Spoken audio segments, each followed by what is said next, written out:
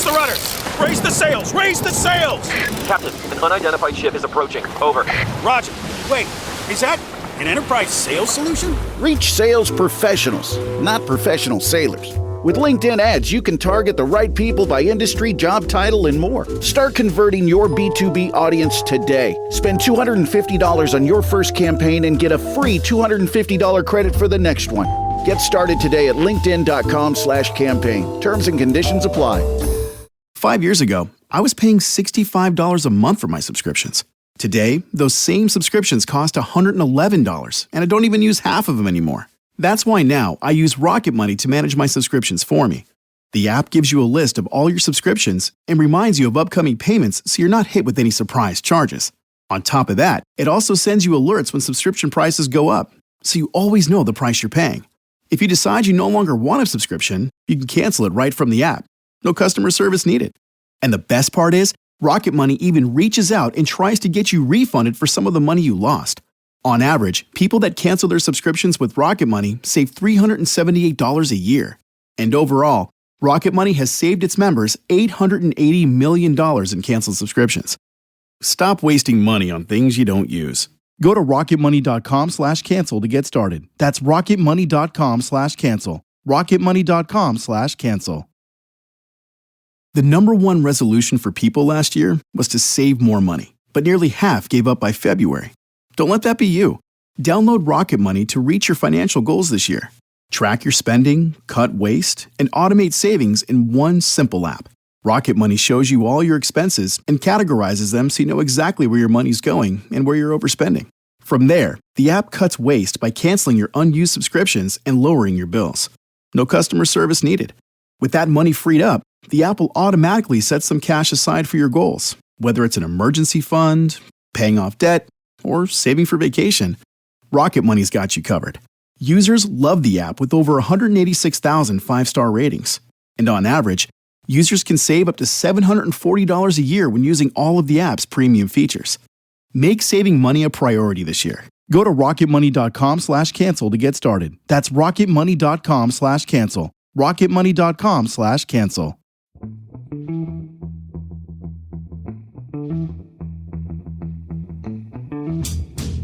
Hello and welcome to The Price of Football, the show that looks at the money behind the beautiful game with me, Kevin Day, and Liverpool University's Kieran Maguire, who for some reason has just done a perfect impression of a tuning fork.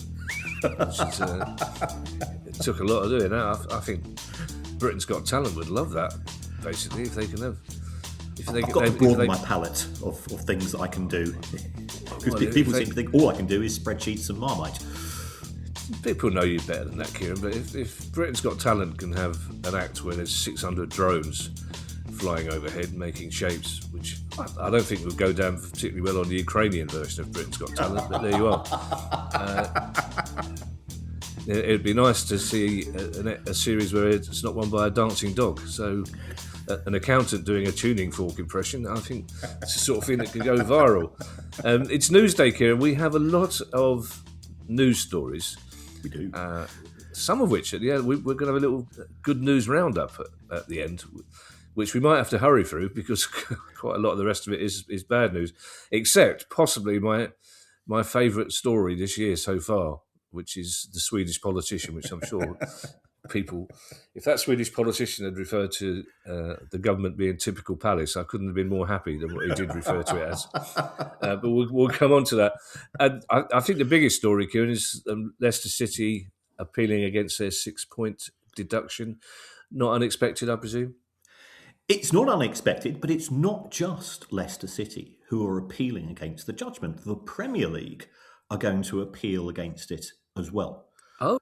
So, for people who just to to recharge the memory banks, Leicester City were charged for a PSR breach for the 3 years to the 30th of June 2024.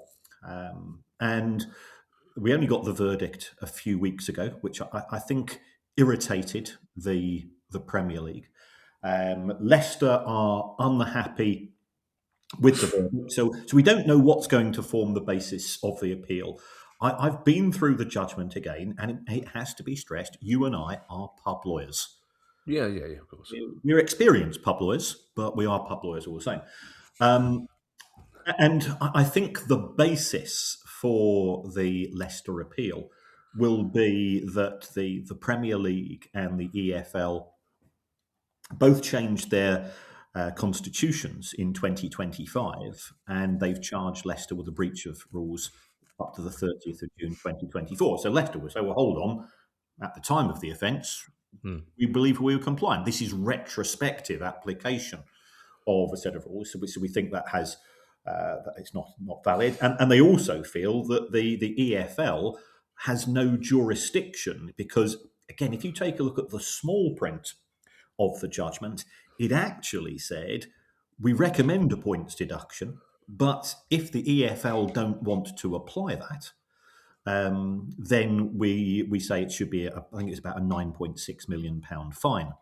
Right. And the EFL, within a couple of hours of the judgment, said, no, it's okay, we'll do the points deduction. So it could form that part of the Leicester appeal would be that the EFL did not consider everything. They acted too hastily, and therefore the points deduction shouldn't apply. So that's going to form the basis of the appeal. I think there is an element of urgency, therefore, on the part of Leicester City, because they are at the wrong end of the championship following the points deduction, and there's a genuine fear of relegation. Which then brings us, ironically, to the Premier League's objection. And again, I've sort of looked at a few documents. And if we take a look at the Commission hearing, it actually says there should have been a 7-point deduction, but 1 point was knocked off the tariff for Leicester's exceptional cooperation. And the Premier League are going, hold on, you were supposed to have submitted your accounts by the 31st of December 2024, and they were signed off on the 19th of December. If you take a don't go to company's house. You've got personalities, you've got friends, you've got families. I lack quite a bit of those. But the accounts were actually signed off on the 19th of December 2024. And yet Leicester delayed and prevaricated in the eyes of the Premier League and didn't send the accounts in until the 31st December, which prevented the Premier League from having an in-season points deduction. The whole purpose about getting the accounts in earlier allows the Premier League to assess them and then determine whether or not they're going to apply. And ironically, given that Leicester had pretty much of a car crash of a season in 24-25. In my view, they would have been better off submitting their accounts on the 31st December, getting a 6 points deduction. They would have finished 19th instead of 18th. Who cares? And they wouldn't be in the mess that they're facing today. So the Premier League are unhappy, Leicester are unhappy, and I suspect the EFL are unhappy as well, because there is the potential charges from the EFL for the 3 years ended the 30th of June 2025. Now, the EFL can't do anything until the appeal is heard, because the appeal might say, well, the EFL has no jurisdiction to do this.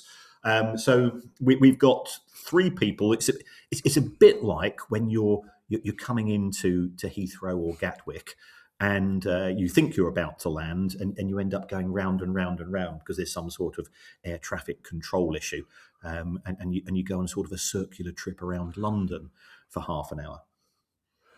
Well, I don't. If it's sunny, I don't mind that. I'm perfectly happy. If it's only half an hour, I'm happy trying to see my house from an airplane circling Gatwick Airport. I like that flight to Belfast we had, which was the bombing raids in the Second World War would have been cancelled with the cloud cover they had. We weren't. You can't see anything. I think adding to the list of people who aren't happy, Kieran, there's 6 or 7 teams at the bottom of the championship for whom this has thrown in even more uncertainty. 2 questions. I think a lot of people will be asking. Firstly, what skin is it off the nose of the Premier League whether Leicester get a 6-point deduction or a 7-point deduction in the EFL? And secondly, when squad cost, what was it? What's the third letter in squad cost? Ratio. Squad cost ratio is introduced. Will we still see clubs being punished for infringing squad cost ratio regulations, or will those point deductions now be a thing of the past? Will it be impossible to break squad cost ratios? Yeah. I think it's fair to say that the Premier League is extremely hacked off with Leicester, Right. Okay. because our friend of the show, let's be honest, and thoroughly all-round good guy, Nick DeMarco, managed to successfully put forward Leicester's position to stop a points deduction 12 months previous to this. Yeah. The Premier League is concerned that this could set a precedent, that people will get points knocked off the tariff even when they haven't cooperated, and this will make things that much more difficult going forward. So I think that's the position.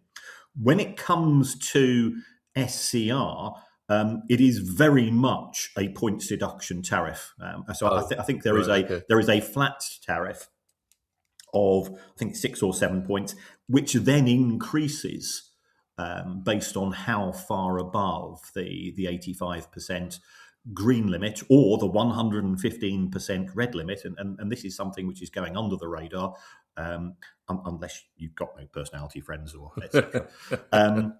where clubs can overspend for 1 year and then effectively put the brakes on a bit in subsequent years. So I think the Premier League is trying to set out a position that we do feel that we are applying the rules fairly and equitably. It could be that the Premier League's come under pressure from the EFL, who've said we're getting pressure from, again, these 6 or 7 clubs at the bottom end of the division, and it does actually have an impact upon what is going to happen on the pitch. Because if you go in, if Leicester, say, get another 3 or 4 points of a deduction on the back of this, which I don't think is likely the case, I think it will just be that 1 point.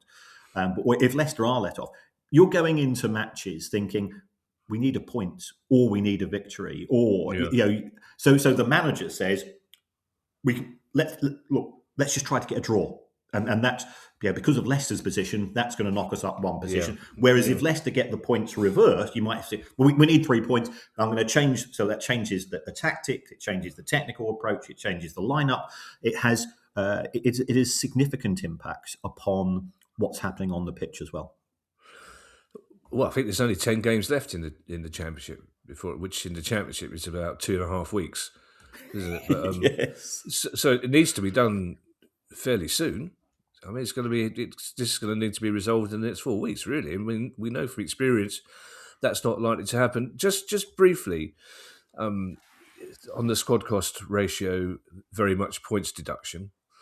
Now, I say this securing the knowledge at the moment that Palace aren't in this situation. Obviously, I will change my mind should that be the case in 2 seasons' time. But it occurs to me, and I think a lot of other people, that if you've got a system where you go into it and you go, whatever happens, there are no mitigating circumstances.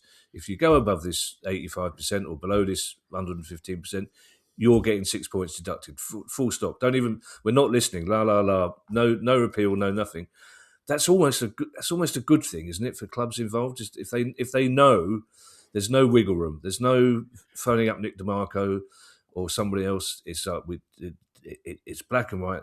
Obviously, the richer clubs in the Premier League won't think that way, but it just strikes me that certainty is something that probably most clubs would quite like, wouldn't they?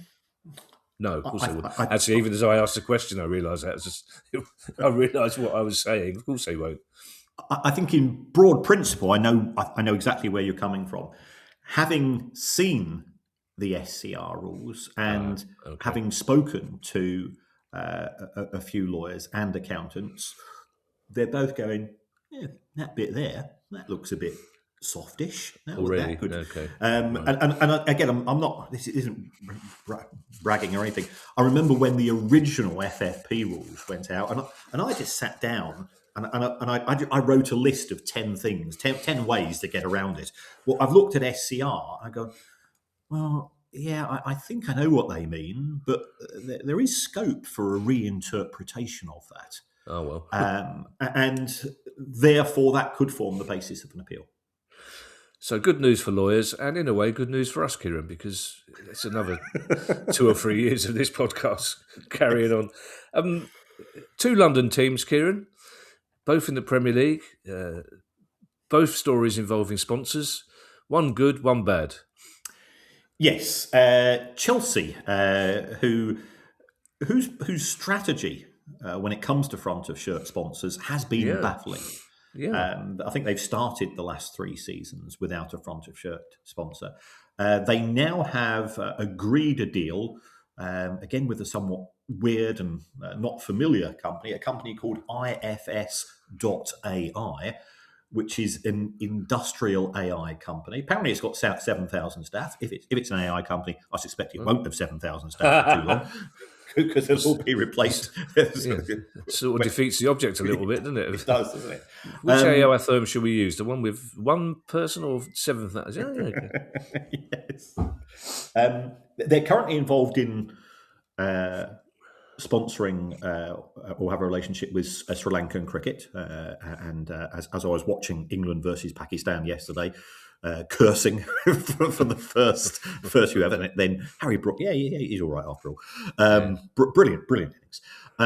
But it's by all accounts down to the fact that Chelsea are asking a huge price. They're asking, according to reports, £65 million a year for front of shirt, and everybody else is saying, "No, mate, not worth it." Chelsea go, we're world champions. And people go, but nobody gives.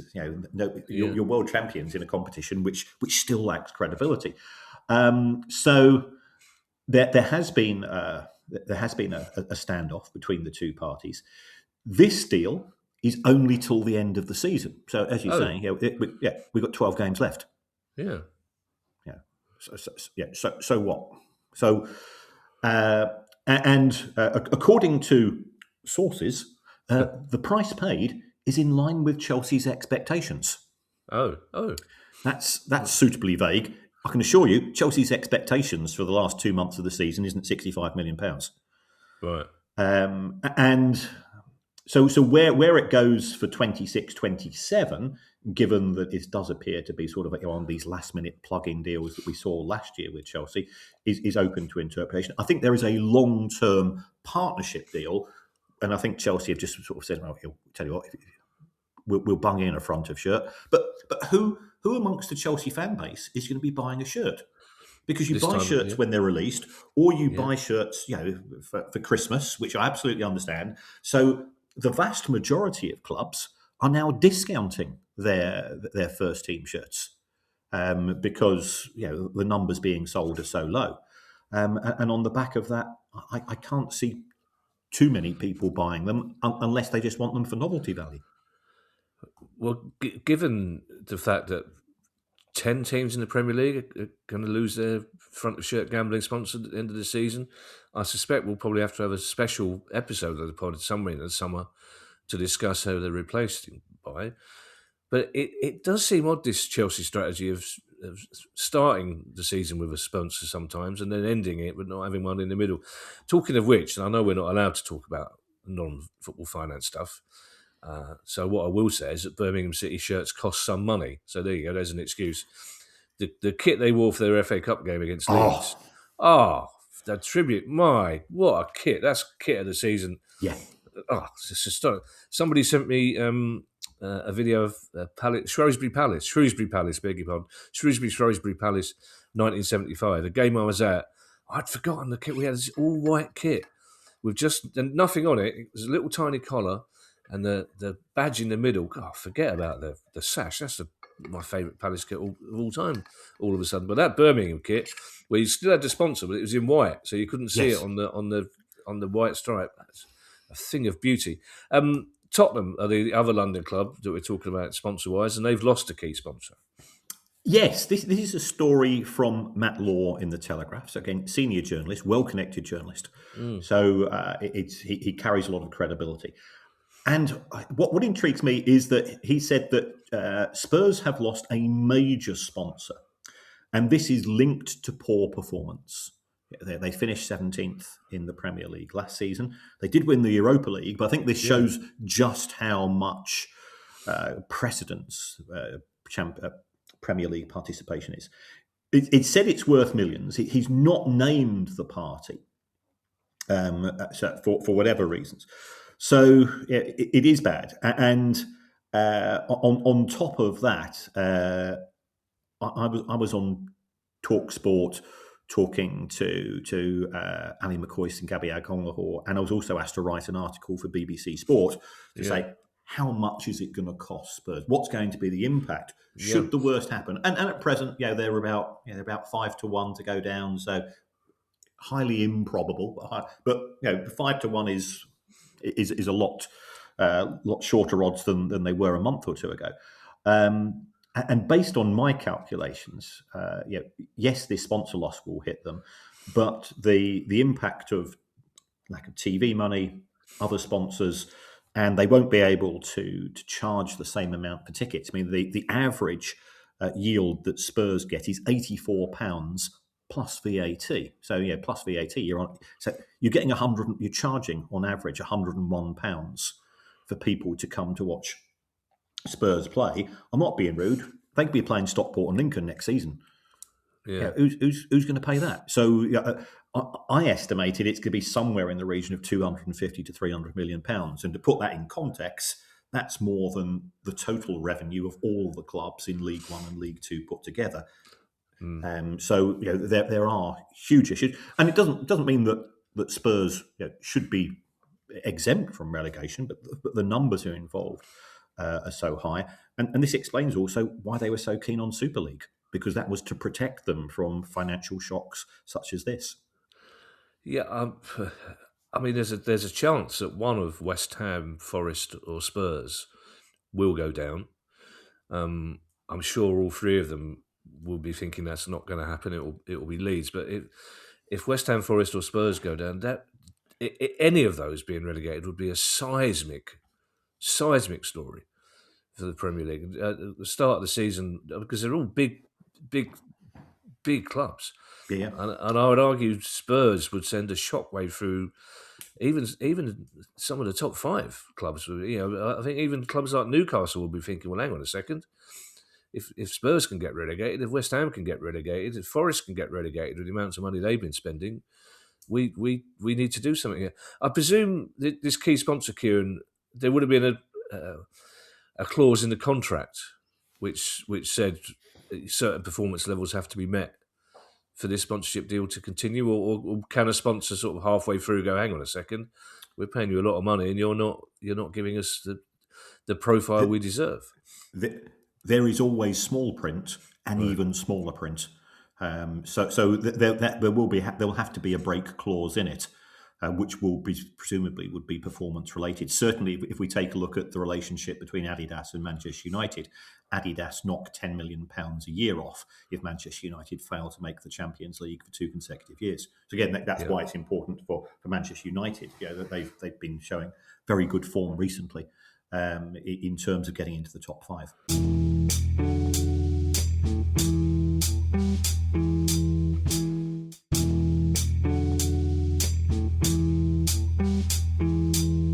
Talking of Spurs, Kieran, brings me to my favourite story of the year so far. And I think if I was a Spurs fan, I'd be quite proud of this. It happened in the Swedish Parliament. I believe it's an ex-chancellor of Sweden who made this comment, but perhaps you could explain it to us for those who don't already know. Yes, this is Mikael Damberg from the SDP opposition party. And he used the phrase Spursy. He likened the Chancellor to the way that the Chancellor currently runs the budget. And he said, what you're doing is that you're squandering an opportunity. And when I'm asked to sort of come, I always say, look, I know nothing about football, but there's a correlation between the amount of money that the club has and its success on the pitch. Now, sometimes there's outliers. Sometimes there's an overperformance or underperformance. Well, Spurs are certainly underperforming at present, and that comes down to three things. Success. It's resources. Well, Spurs have got the most lucrative stadium in the country in terms of its. You combine the football and non-football use. It generates more money than anything else. So you've got resources, you've got opportunities. They're in the Premier League. They're in London. They're a club with a very proud history and heritage and so on. And then it comes down to decision making. And what Mikael Damberg was saying was that as far as the Swedish economy is concerned, it's got natural resources. It's got an educated workforce. It's got an intelligent workforce. It's got an intelligent population. It's got opportunities because it's part of the EU. It's a country which is held in high regard.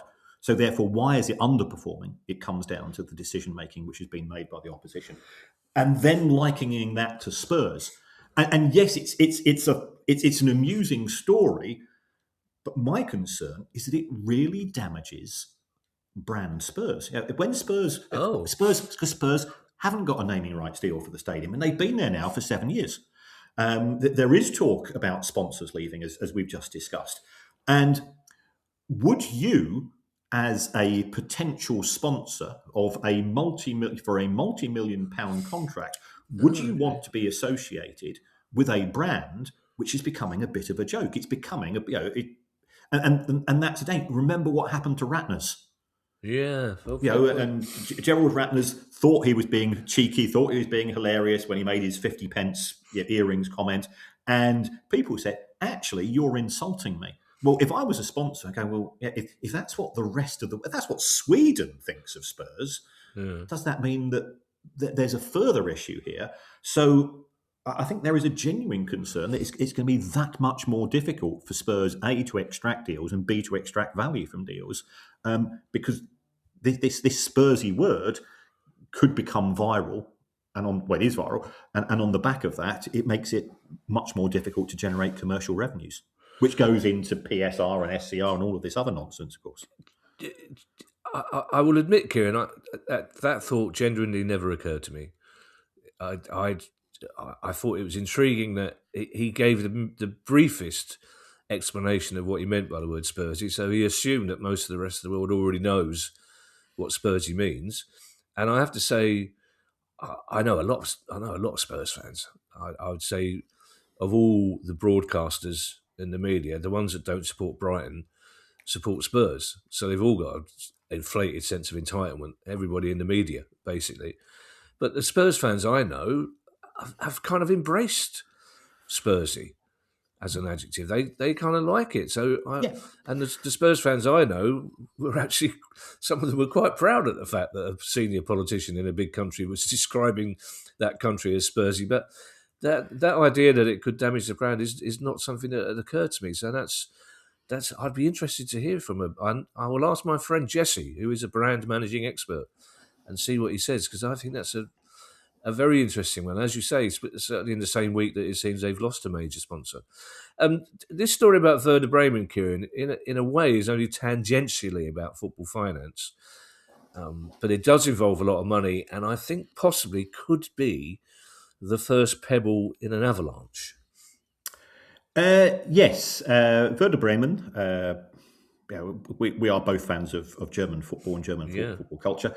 They had a summer trip to Minneapolis and Minnesota scheduled for this summer, and they decided to cancel it. They've said that the recent actions in Minnesota, and look, this is a football finance show. This is not a political show, so people can probably make their own conclusions, but.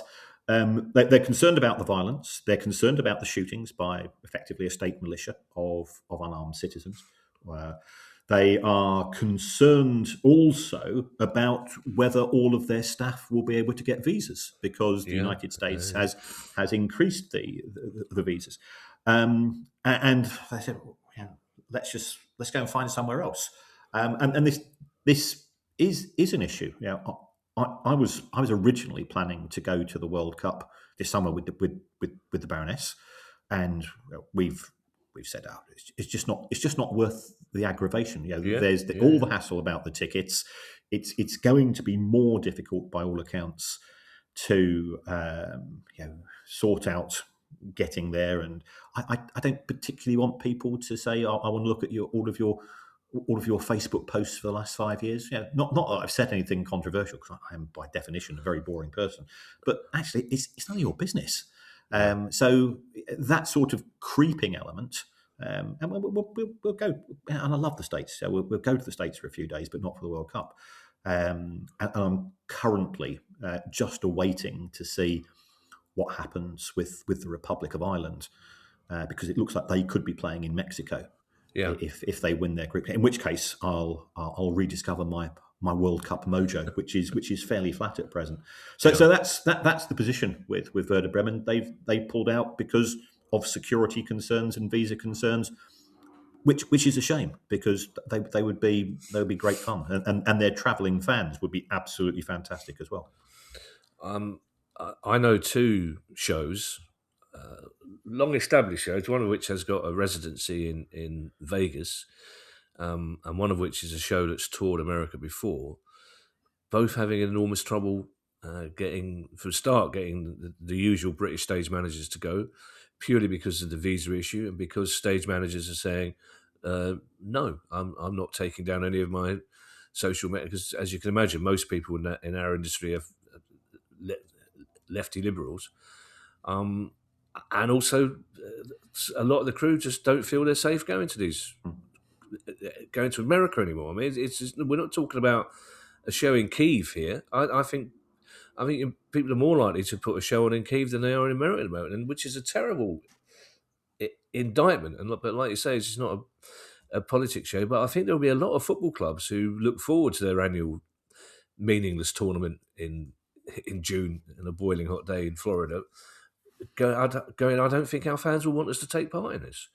And it's not worth it. And it also has to be said, there's issues taking place in Mexico, following the... absolutely, at the weekend. So 5 games cancelled, wasn't it, at the weekend? Absolutely, yeah. So, go Canada. Have they got enough stadiums to host the whole tournament? Well, I mean, we all love Canada, and the one thing we love about Canada is we know there won't be any issues. Yes. And if there are, they'll be easily resolved. They'll be fine.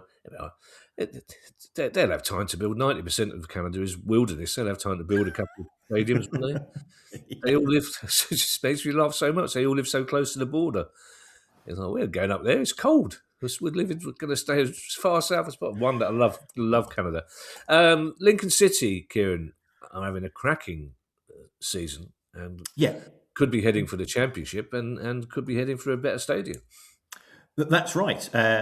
They are certainly, in my view, one of the best run clubs, not just in the 72 of the EFL, of the 92.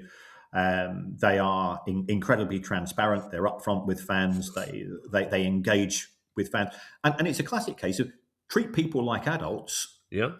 Treat people with a bit of decency, and the fans will say, yeah, we are a bit hacked off about this, that, and the other, but you've explained it to us and you're thinking about it. Yeah, I get where you're coming from.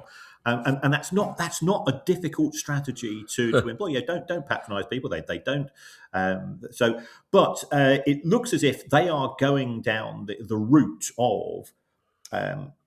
I think there's an opportunity to make the stadium a wee bit bigger. I think they're moving some executive boxes, but they're also creating one of these sort of fan zones, fan villages.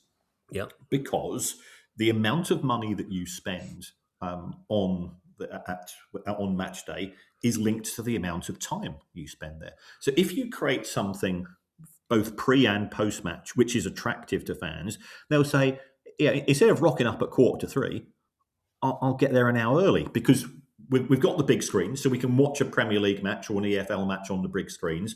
We'll improve the quality of the food, so therefore, you're not getting dodgy burgers and so on. You price the drink appropriately, and people will say, "I'll go to this," and that flows through into your overall match day income, which of course goes into SCR and PSR and everything. And it also tends to sort of create a a more relaxed environment, because there's less hostility, because people are just mingling around together, and everybody gets the opportunity to get on. So it's something which I think is to be encouraged. Provides a wee bit of extra employment on the days of the match. Now, there will be a knock-on effect, because people that used to go to pub X might now go to the fan village. So you have to consider that for every winner, potentially there is a loser. But I just think this is further evidence of Lincoln being one of those clubs which is thinking not even necessarily hugely outside of the box, but just thinking about, we don't want to increase prices, but we can get a wee bit more money out of people if we go down this particular avenue. I'm glad you said that second bit, Kieran, because Palace, for the first time in a long time, announced on Sunday that Sellers Park would be staying open. 3 of the lounges would stay open after the game to show the Arsenal-Spurs game for people who might not be able to get home, which is great. Everyone said this is a really good news, except the people who run the Parsons Arms.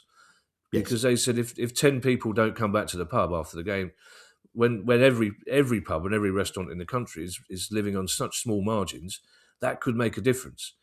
Yes. And when clubs are so keen to say, "Well, we're at the heart of the community, we're looking after the community," you're sort of not, because already Palace are desperate to get people in at 1 o'clock to spend money in there, which I understand, and it is a good thing, but it's not a good thing for a lot of people whose businesses are struggling. Just remind me, Kieran, who Lincoln City are owned by? They are owned by Clive. I've forgotten his surname. We like the sound. Clive's obviously doing a good job. Clive's a good guy, yes. Yeah, that sounds very good. Well, funny enough, we're going to be talking about fan zones in a bigger context in a moment. But in the meantime, before we get angry because we've got an Infantino story coming up, let's let me have a little sorbet. But the FA reining in some radical changes to the Women's FA Cup. Yes. There was a proposal by the FA that, as far as the Women's FA Cup was concerned, it was going to move to a Wimbledon-style seeding, in the sense that the 4 clubs who had finished in the top 4 positions in the previous season in the WSL, they would be seeded 1, 2, 3, and 4, and they couldn't play each other before the semi-finals. Now, the logic of this is that it creates a cup final where there is a far greater chance of the bigger clubs playing being in those final rounds, which is good for ratings, is good for sponsorship and so on. But it's completely against the grain of the FA Cup. Yeah. Sometimes having Liverpool versus Manchester City in the 3rd or 4th round is good, because it means that one of those clubs gets knocked out, and it increases the opportunities. And I'm not being rude, because Palace, well, as I said on many occasions, deserved to win the FA Cup last year. But if things had been seeded differently, it could have meant that it was more difficult getting through to those final stages. So that was the proposal.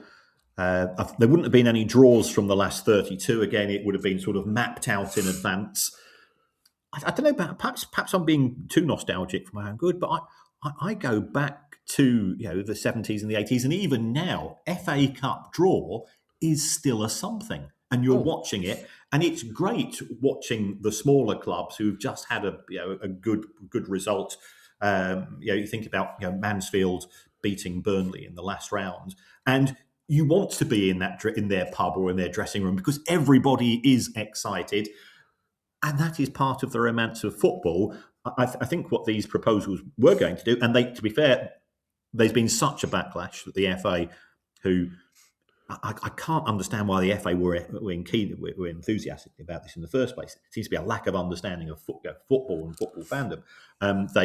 They've rode back on this, so we're going to go back to the traditional draw. If I had my way, Kieran, the FA Cup 3rd round draw it's one of the best days of the year, football-wise, for me. Right? If I had my way, it would still be Monday lunchtime on the radio. Yes. Right? And people would have to gather. Phones would be banned for that day. People would have to gather round someone's transistor radio at work or at school and listen to the third round draw. But I as you say, I'm perfectly happy to watch Mark Chapman in a social club in the East Midlands somewhere, surrounded by people who are trying to get, because it's fun. And the thing is, if there had been a seeding system in the FA Cup this year, I think Palace probably would have been seeded quite highly, working on the basis they won it, and we wouldn't have got drawn against Macclesfield away. And I probably would have felt better losing to Liverpool away, as you know that feeling, than I would losing to Macclesfield away. But with a bit of perspective and a few days off, that's what the FA Cup's about. You take it on the chin. Yeah. We got the FA Cup holders, Palace, lost to a team 117 places below them. That's what the FA Cup should be about. We've seen every other tournament eroded, and European football league system, the league, amazingly, league system. Most of the tournaments around us, and the FA Cup's still going to be won season after season, mostly by a team in the top, by Man City, essentially. So it's not really going to affect, but allow us one competition, or the Carabao Cup will go within a couple of seasons, but leave us with one competition where there's an element of surprise. Even then, my dad, God rest him, still said, convinced that they were just blowing on the balls, making them hotter, so Arsenal always... But at least allow us one element of surprise, because it's a joyful moment watching the balls come out. We all hope that David Seaman drops one of them and they have to restart it. Of course we do. But it's a great moment, and there's nothing better as a viewer than watching Macclesfield fans seeing them get drawn at home to the FA Cup holders. And let's be fair, by the way, they nearly shafted Brentford as well. Brentford had to work really, really hard, which it was a crumb of comfort to some Palace fans, but it's what the FA Cup's about. I mean, you couldn't get a better story than the FA Cup holders being knocked out by Macclesfield. And apart from the fact Robbie Savage took credit for it, it's long may it continue.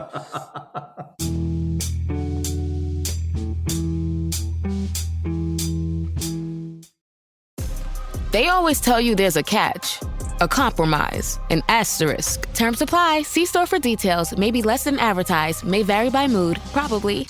Sprite Zero Sugar? It's different. It's the lemon lime flavored refreshment you want with zero sugar. So, no fast voice? No caveats. Just refreshment. This is Sprite Zero Sugar. Obey your thirst.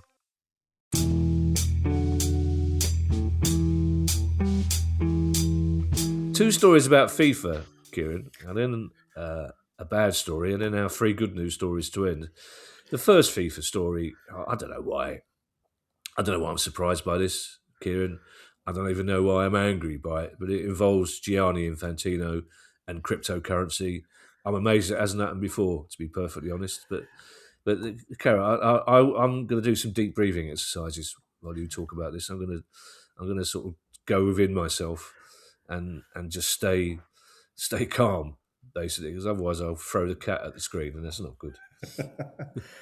Yes, Gianni, I think he announced this at the World Board of Peace,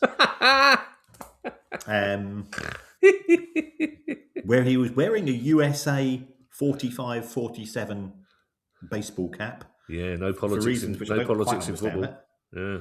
Yeah. And he said that a FIFA cryptocurrency is one of the things that he's contemplating. My view on cryptocurrency is that it's a form of gambling. I've got absolutely no objection to it, but don't call it an investment. It's a gamble, and if you want to go for it, go for it. And I know lots of people who have made an awful lot of money out of it. Equally, I know an awful lot of far more people who have lost, because that's the nature of gambling. There are more losers than winners. Yeah. There's over 1,000 cryptocurrencies which have simply ceased to be. Why the world needs a FIFA cryptocurrency? We've got Bitcoin, we've got Ethereum, we've got sort of 3 or 4 sort of senior ones. Is open to question. But then I'm thinking, okay, well, he's coming out with this. Why is he coming out with this? It's simply a way for FIFA to nickel and dime fans going forwards. We saw for the FIFA World Cup 2026, the digital cards that you could buy, which gave you potentially, if you spent enough money, it gave you an opportunity to buy a ticket. And didn't guarantee you a ticket. It gave you the opportunity to buy the ticket for the group games. And lo and behold, it turned out to be for the most expensive seats. So a lot of people were fairly irked by that.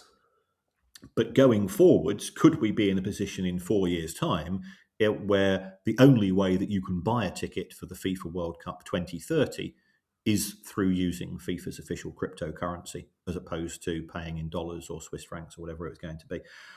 So I think that's part of a broader hustle, and that's what it is. It is a hustle from Gianni. In theory, I don't think he should be the FIFA president, but I somehow suspect that he's looked at the small print and he will be. I know there are people. Do FIFA? You have to use one Visa. You have to use MasterCard. You have to use MasterCard. Okay. And I know there are people within the financial services industry who say that if other companies tried that, various other companies would say, well, that's actually restrictive practice. But let's let that go. My big question about the FIFA cryptocurrency is why they haven't done it before. I mean, obviously it's just before the World Cup, but it seems an odd time for them to be jumping on a bandwagon that sort of seems to have missed its or reached its peak a couple of seasons back. Yes, there does appear to be a strategy of people in senior positions of deny, deflect, discredit. And given that there could have been some awkward questions directed to Gianni Infantino, possibly about what we're probably going to talk about next, but also perhaps linked to Werder Bremen and similar. What you do, it's the classic. You put a dead cat on the table, and people go, "Oh, let's take a look at the dead cat for the next 10 minutes," and they stop talking about what they were talking about. So I think this is a diversionary tactic. There is no need for a FIFA cryptocurrency. There is no need for FIFA to get involved in gambling, but I think that potentially they might be thinking about doing something similar on that as well. But it is, without doubt, it's a way of extracting cash from individuals and organisations, and that's what FIFA has become. I'd be really upset if I was in a meeting and the other people just looked at a dead cat for 10 minutes. I'd be trying to revive. I'd be trying to revive it. I'd be giving it CPR. Deny, deflect, discredit. I wonder where he's got that principle from. Well, it's incredible. And this next story, as you hinted, involves people that have already bought tickets for a FIFA event that seems to have spunked their money. Yes. The Fan Fest, and again, look, I've been to World Cups, I've been to the Fan Fest. They're great. They are fantastic fun. If you can't get a ticket for a match, you go along. I remember especially South Africa in 2010, Germany in 2006. It was.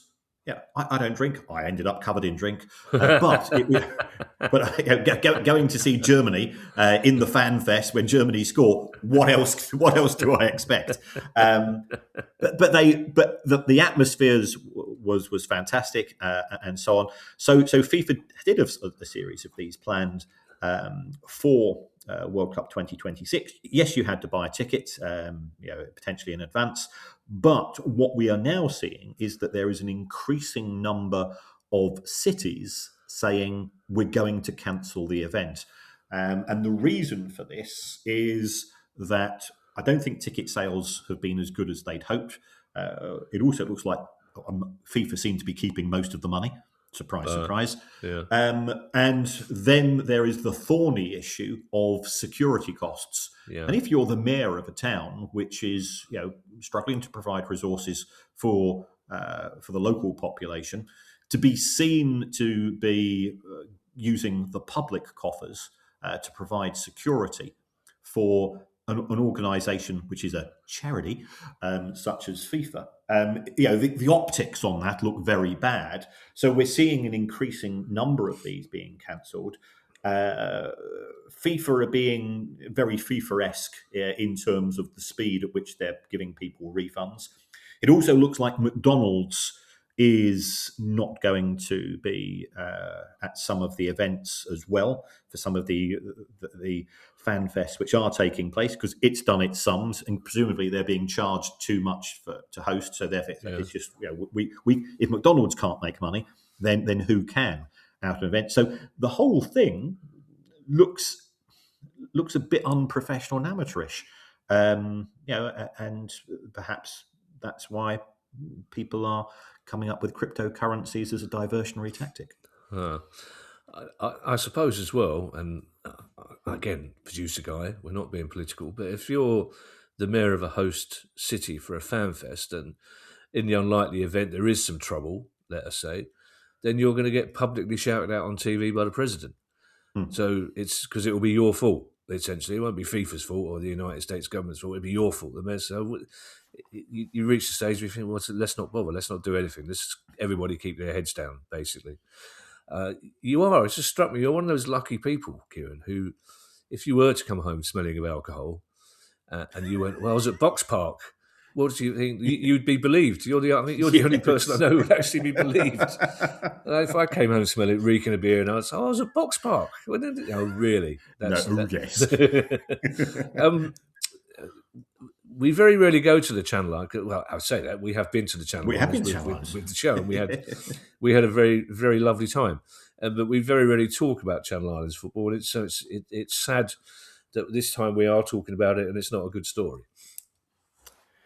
Yes, this is quite a complicated story. It involves the former one of the former people involved with Guernsey FC, a guy called Steve Dewsnip, and he left Guernsey FC and he went to Stalybridge Celtic, and he was the commercial director there.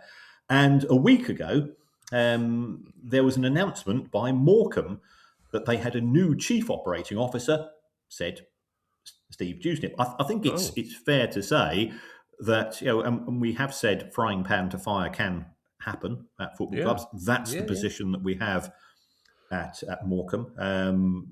People who we respect, connected to the club, they've left their positions because they're unhappy with the lack of communication and the rather weird issues surrounding the new owners. But people did a bit of homework, and it wasn't too difficult. Steve Dewsnip. Do I remember that name? Why did he leave Guernsey? Well, it turned out that the financial regulator in Guernsey has banned him from having any involvement with any form of investments in Guernsey, because he was involved with a fraudulent investment fund which took £37 million from investors. And by all accounts, it was going to invest this in Brazil by buying up distressed debt. And very little of that money went to Brazil. I think he was fined £7,000, right, which seems quite like. Now, the extent of his involvement, and as somebody involved at board level, you're supposed to do due diligence. You're supposed to do your homework. I'm not saying that he's responsible for the decisions being made on a personal basis, but you do have a broader responsibility. So, again, optics. Morecambe is looking like a mess, and to take on somebody who is banned from getting involved in investments, it just looks very poor. Now, other people have had bans from being directors and have come back to football in the past, and this, you could argue, this is nothing to do with football, but you do fear for Morecambe. The Punjab Warriors have not conducted themselves particularly well. Before coming through the door, they were saying all the right things. Now that they're there, you go, this doesn't reflect very well. Which is particularly sad, isn't it, Kieran? Because we covered the Morecambe story in some detail for some time, and we thought and we hoped, as always, you issued some caveats, but to those of us without your expertise and knowledge and instinct. It seemed like a very good ending to that story, and it's kind of heartbreaking that it hasn't been. I don't wish to reduce this to its basis level, Kieran. I don't know Steve Dewsnip. Steve Dewsnip may be a very nice name. I'm sure. I'm sure the Dewsnip family have a long and happy service to the island of Guernsey FC.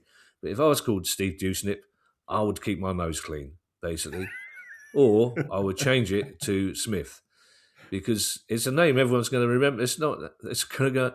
Hang on, is he one of the Guernsey Dewsnips or one of the Warrington Dewsnips? Oh, I think pretty much there's only Guernsey Dewsnips going. So, Steve, maybe think about either your behaviour or your name. Just a little bit of free advice here. We end with three stories, Kieran, that are nice stories, and I think I said we would bundle them up together, but I think we've got enough time just to. Because I know you've got to be somewhere, and so have I. I think we've got enough time to cover these individually, and I think each club involved deserves that, even though the first one is Man United. Yeah, credit where credit's due. Yeah, and we've always said, when Manchester United performed all of those very decent things during COVID, making space accessible for people in the NHS. Manchester United was a fantastic institution during COVID, and I think this is it's the right thing to do. It's a relatively easy win. Yeah. Manchester United have ended up with an awful lot of Monday night matches. Yeah. Now, part of the reason for that is that they are not playing in Europe this season, and therefore you can't you can't be on the telly on a Monday night if you're playing in Europe, because you're playing Tuesday, Wednesday, or Thursday. It simply doesn't work. So therefore, if I am Sky and I'm going down the list of potential matches, Manchester United is, as always, it's a huge draw. It's a massive brand, and as we saw, they're doing really well. That ball from, again, appreciate it isn't a football show, but that ball from Kuna to Mbeumo on Monday night was world class. So they've got an away match at Bournemouth coming up. Yeah, a long hike, no trains home, and therefore United have said, if you booked on a coach, we're giving you free travel, and that's fantastic, and should be applauded. There's been some people being a bit snarky, saying, well, hold on, Bournemouth's the smallest stadium in the country, therefore it's the smallest away allocation, so there's not that many coaches going anywhere. Doesn't matter. They're doing it, and if somebody does the right thing, you say congratulations, you're doing the right thing, and they deserve some praise for it. That goal on Monday night, I mean, that's got to be up there with goals. What a goal that was! That's the sort of goal I love. I always call it a Forest goal. It's the sort of goal that Brian Clough's Forest used to score. That the pass and the finish, absolutely fantastic. My natural instinct 10 years ago would be cynicism for this story, but no, you're absolutely right. And the fact is, what it illustrates, this story, is the opposite of, Jim Ratcliffe did some poor things early on to save very little. The whole car parking thing, laying stuff. Not much money was saved by doing those bad things, but a huge amount of negative publicity was generated. Here you've got a story where not much money is spent, but it generates you a huge amount of positive publicity, and it makes every single Man United fan all over the world, every single Man United fan, feel a little bit better about themselves, because fans love nothing more than be able to say, we're giving fans a little bit. When we lost to Macclesfield, Palace fans grasped the straw that we'd given Macclesfield our share of the game and paid for an extra ambulance, because you go, well, we're shit, but we're decent. And that's all fans want to hear. And fans at Altrincham will be saying the same thing this week. Yes, one of the Altrincham directors, a guy called John Coyne, he put out on social media, I think they're playing Braintree last weekend, and he just said, it's February, weather's been dreadful. Yeah. Lots of people are struggling. If you want to have a bit of a break, Yeah, and that's what football is. Football is escape. Yeah, of course. He just said, "Come along, email me." He gave his email address and said, "I will sort you out tickets for you and your family to come to the match this weekend." What a decent thing to do. That's it. So the financial implications for Altrincham is that they didn't get the gate receipts from these families, but publicity was really good. And those they might buy in a program, they might buy in they might buy in a scarf for the kids or whatever. It's just good that there are too many bad news stories. And we've said all along we are the only podcast that wants to no longer exist. Yeah. But whilst there are all of these negative stories around, we still have an obligation to be around. There are still good people in football, and they should be applauded. I'm going to contradict you on one thing, Kieran. That is, as far as I'm concerned, the weather's been lovely. It's been 6 weeks of joy. The sun's shining this morning.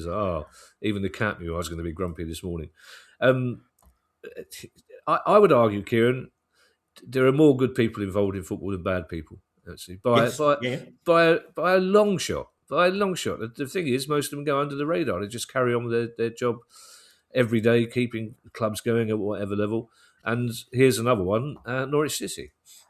Yes, the first team squad, Philippe Clement, the sporting director, they're donating one day's salary to the Norwich City Community Foundation, which does magnificent work. Yeah. And I cannot stress this enough. I've seen the activities of quite a few of the community schemes. In terms of, and I know it's a nerdy phrase, economic value added. For every £1 that you put into these community schemes, community foundations, you're getting £8 or £9 worth of social benefit out of them. The return on investment is absolutely brilliant because it's the power of the badge. Yeah. People will engage with somebody who turns up to an event, and if you're going into a school, and I work for a kids charity which goes into school, and I'm going there. I'm establishment. I'm an old bloke. I'm an accountant. I'm working education. And I'm trying to say, look, kids, there's a big future out there for you. Encouraging them to stay in education, encouraging them to take an interest in finance and economics because it will impact them in their lives. And they're going, they're not interested. Get lost, Grandad. And I absolutely understand that because I'm going into places where, I'll be honest, those are the schools I was in at a kid. Yeah. I know what it was like. And the vast majority of us didn't have a lot of hope. And it's, whereas if you go in and you're wearing the badge of the local club, you go, what was the result of the weekend? And instantly somebody says, you won 2-0. Oh, the centre forward, he's great, or he's rubbish, or whatever. And you start a conversation and you build up trust. And when you build up trust with people, then you can say, I've seen you've been your attendance at school has been a bit bad recently. Look, why don't you come along to these extra sessions we're running? It's not part of school. It's been run by the foundation. Pop down. We'll give you a bit of five-a-side training as well. And those things are absolutely magnificent. Those are to be applauded by both the Premier League, the EFL, the individual clubs, and so on, because it makes a difference. And fair play to those players, Philippe Clement and the other people at Norwich for helping to support the foundation. I've said this before, Kieran, but Palace as a football club are located in an area of South London, North Surrey, Croydon, which is an area of some social deprivation, which is a surprise to a lot of people who live in different parts of the country. As Sussex has areas of social deprivation, which comes as a surprise to people. But if you see some of the videos of the FA Cup going into local primary schools, with a player from the men's team and a player from the women's team, and you see those kids at the primary school losing their shit. It's a day they will remember all their lives, you hope. And yes, you hope some of them will go to mum or dad or whoever looks after them. I'd love to go and see Crystal Palace play football, but that doesn't matter because that one day, that one moment when they go in and the player talks about where they're from, what part of South London they're from, that they went to a school, as you say, they went to a school that looked exactly like this. And here they are with the FA Cup, with the local ribbons. It's an astonishing thing. And for Norwich City Foundation, if you've got the squad of 24 and the coach and the sporting director, you can say, well, the players haven't lost much. They've lost a day's. They won't even notice a day's salary. But you add up, if you say that's 30 days' salary at a championship, that's a lot of money. Exactly. So that one gesture could possibly finance the Sports Foundation for 6 months, can keep 2 projects going that may have had to go, because I know from experience how hard it is to get funds for foundations. So it's really good to be able to end on 3. I suspect half our listeners have gone already because they don't want good news. It's not what we listen to the price of football for. We want sackings. We want points deductions. I love the Leicester story. That was a great story. They'll be talking to me about Norwich donating money. Now, don't forget you can join our Price of Football Club, where you'll get ad-free listening, access to our full back catalogue, bonus episodes, Zoom quiz invites, and more. And you can do all that by going to priceoffootball.com and click on Join the Club to sign up today. If you have a question you'd like answered on the show, email us at questions@priceoffootball.com. You can follow us on Twitter and YouTube, don't forget. And if you want to buy our book or a T-shirt, you can go to that very same website, priceoffootball.com. We'll be back on the other side of the weekend with our next questions pod. I shall be seeing you on Monday, Kieran, I believe. Yes. Yes, we are. We're bringing the Price of Football to the University of Liverpool as part of what we refer to as Enhancement Week. We're delighted that Julia Bold of Radio Merseyside and 5 Live, people will know her. Yeah. And also, we're delighted that Peter Hooton of Spirit of Shankly and The Farm, who are about to go on tour with the Happy Mondays, is going to be our guest on stage. That you can get tickets from Eventim. You've got to be, in theory, you've got to be an alumni or a friend of an alumni or a student or a member of staff of the University of Liverpool. We've almost sold out, but there are a few tickets left available. You can get those on Eventbrite, and it's free. So it's Monday night. Probably Manchester United are on the telly, but come along and we'll have a great time. I think we start at about 7:00. We'll be there for a couple of hours, and it's the third time we've done. I'm really chuffed that you're coming up, Kevin, because everybody absolutely loves it, so much looking forward to it. Well, a couple of weeks ago, wasn't it? They said you'll be fine. I said I broke my back. It's along with this, so they very kindly booked me a nice, comfortable seat of my own, facing forward on the train. So it's actually a big step forward for my recovery as well. So as was going to the Portsmouth Arms for the first time on Sunday, and I should be going to Selhurst Park for the Leeds game, by which time I'm sure Palace fans will be panicking about something else at that stage. I can't wait. So in the meantime, we'll see. I'll leave you... I was going to say the comforting arms here, Mr. McGuire. I don't know why I said that. It's because I'm welling up after those very good news stories for his customary farewell. Well, thank you to everybody for the different ways in which you engage with us. You interact with the show. We do our best to reply to as many messages as possible, and also a huge thanks to every member of the Price of Football Club. We enjoy our special times on screen. When we can be a little bit more indiscreet about some of the stories. We're not quite sure of the libel laws yet, are we, Kevin? No, not entirely, not at all. Apparently, most of the things we say we shouldn't, apparently. So that's right. But there's another way you can support us, and just give us a review. Pop onto your app and write a few words. And in honour of the third round of the FA Cup, you could even say you would rather have the show presented by Graham Kelly and Bert Millichip. I think that could be quite a dour and probably a very brief show. That would be dour, wouldn't it? I did ask a lawyer friend of mine whether the laws of libel and slander still apply if you cover your mouth up like footballers do when you say something. So if I say something to somebody with my mouth covered, and he went, yeah, pretty much. Yes. And also, he's not called Prince Andrew anymore. Oh, okay, fair enough. Bye, everybody. Bye. The price of football.